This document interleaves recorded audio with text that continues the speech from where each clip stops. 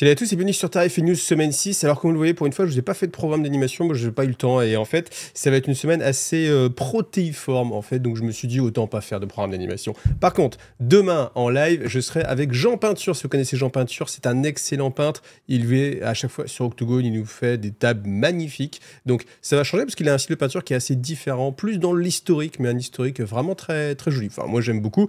On fera donc du coup, vous l'avez deviné, review figue de la commu. Donc rendez-vous demain à 21 h sur Twitch. Ensuite, pour le reste, c'est comme d'habitude une vidéo lore. Le jeudi, ce sera Gathering Storm numéro 4, qui est en fait la 6e vidéo, parce qu'il y avait une vidéo 0 et une vidéo preview. En tout cas, eh bien, elle est déjà disponible si vous me suivez sur Tipeee. Si vous n'avez pas envie d'attendre, vous avez la vidéo en avance, elle était déjà depuis la semaine dernière. Vous avez aussi cette même vidéo sans publicité, ça c'est sympa, et aussi en version podcast. Voilà. Donc si j'arrive pas à vous aguicher avec ça, eh bien, voilà, pensez aussi au fait à toutes les vidéos que je peux vous proposer toutes les semaines pour, voilà, vous donner envie de me rejoindre sur Tipeee. Et puis, d'autres vidéos sans doute sur Heroes of Might and Magic numéro 3, mais je sais pas du tout quand est-ce que je vais pouvoir vous les caser. Donc c'est pour ça que j'ai pas fait le programme d'animation, c'est typiquement pour ça. Et vous aurez sans doute vendredi ou peut-être dimanche, je sais pas non plus, la vidéo Conquest le mag. Et c'est sympa parce que pas mal de gens m'ont dit, bah alors t'en es où sur Conquest et tout, la vidéo est pas sortie. Donc comme quoi, il y a un attrait pour Conquest, c'est assez certain, donc elle arrivera en fin de semaine. Alors si on s'en est préco chez Games Workshop, c'est toujours maintenant la même rengaine. Vous aurez 2 semaines, une fois la précommande de passer,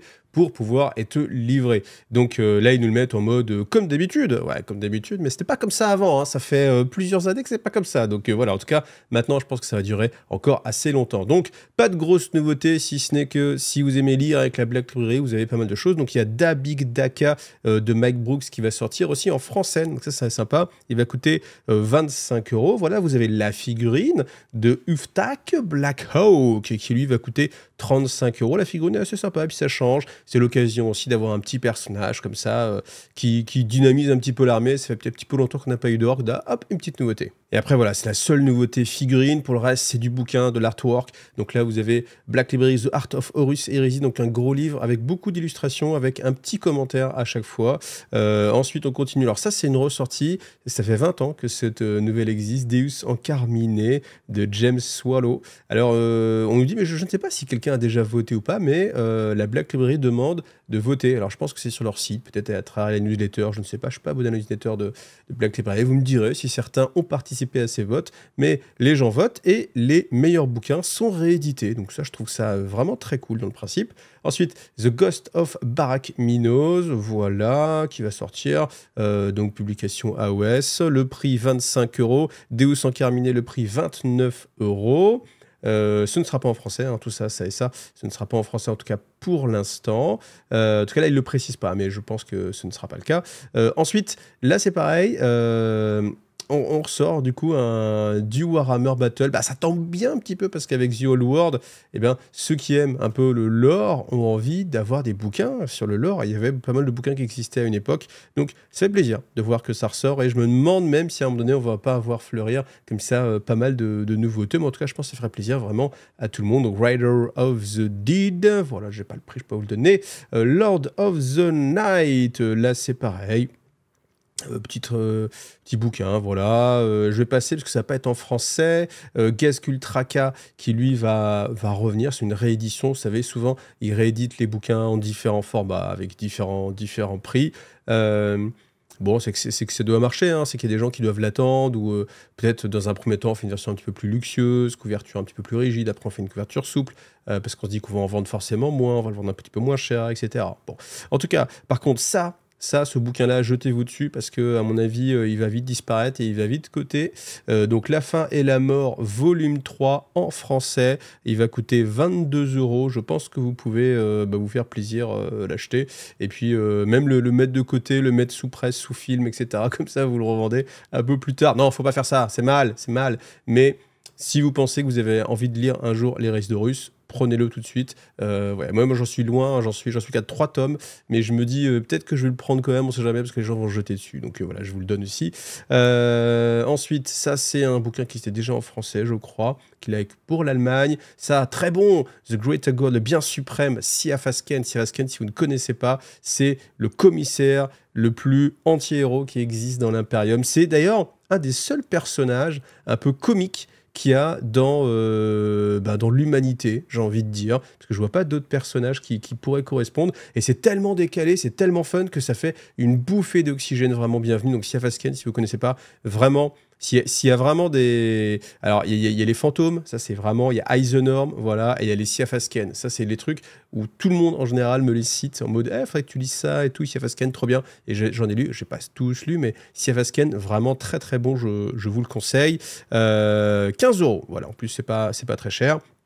Ça, ce sera un petit e-book qui vous sera donné si vous faites une commande, voilà, avec quelques petites nouvelles qui seront différentes, que ce soit anglais, français ou allemand. Et puis voilà, on a fait le tour des précommandes, hein, c'était rapide. Alors pour le sondage, je vous avais demandé niveau podcast, aucun 50%, voilà, mais ça veut dire quand même qu'il y a 50% qui écoutent des podcasts. 10 heures audible Spotify, vous êtes plutôt sur Spotify à 25%. Je vous pose la question parce que je me dis que peut-être je vais faire quelques vidéos en podcast 100%, voilà, donc on verra, ça va pas venir forcément tout de suite. Vous voyez déjà que j'ai pas le temps de faire le programme d'animation. Alors vous imaginez bien qu'aller chercher encore d'autres choses, c'est un peu compliqué. En tout cas, merci Jason, merci à toi, nous rapprocher de 40 000 abonnés. Bientôt, très bientôt. Bon, on est à 26 000, mais très bientôt.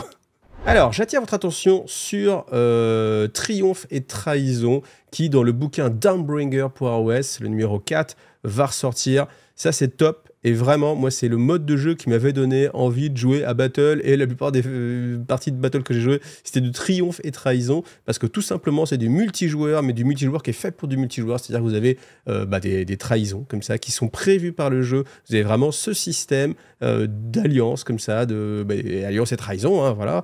Et franchement, c'est super. Si vous voulez faire du multijoueur avec quelque chose d'un peu plus profond que juste on se met ensemble, on fait du 2 contre 2 ou genre de choses, ça, c'est vraiment top. Donc je vous conseille d'essayer de le récupérer.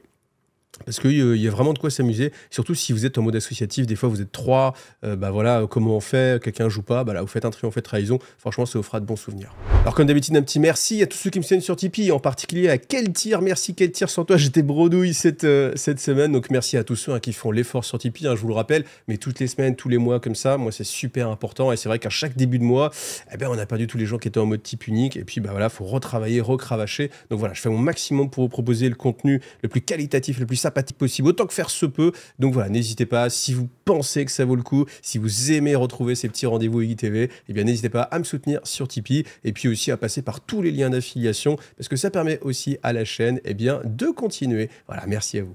Et d'ailleurs, le fait de ne pas vous proposer de programme cette semaine, ça permet de vous mettre le petit sondage. Est-ce que vous trouvez que c'est vraiment une valeur ajoutée? Parce que moi, c'est vrai que c'est du temps passé sur ce programme, et puis ça m'engage, entre guillemets, quand je vous dis, voilà, je vais faire cette vidéo le vendredi, si des fois il y a des inconvénients, genre par exemple, faut regarder les enfants, parce que les enfants sont malades, des choses comme ça, je suis quand même tenu plus ou moins, alors je m'engage moi-même vis-à-vis de moi-même, mais j'essaie quand même de respecter au moins ce que je mets dans mon programme, et du coup, des fois, c'est compliqué. Donc, est-ce qu'il y a vraiment une belle valeur ajoutée? Est-ce que vous attendez ce programme toutes les semaines? Est-ce que vous en fichez complètement? C'est le sondage de la semaine, et puis là, comme ça, vous allez ressentir, parce que comme il n'y a pas de programme cette semaine, vous verrez bien si ça vous a manqué ou si au final on s'en fiche complètement et Iggy passe du temps sur les vidéos plutôt que sur le programme. Et on termine avec la nouveauté. Donc la nouveauté, c'est tout simplement les chiens croûtes. Et oui, c'était assez évident que ça allait ressortir, étant donné que c'était la seule unité ancienne croûte qui n'était pas encore ressortie. Alors dans une boîte de Kill Team, on a vu quelques chiens croûtes, mais ça devait coûter super cher de les récupérer parce que forcément il n'y avait que là qu'on les avait. Donc c'était un petit peu compliqué.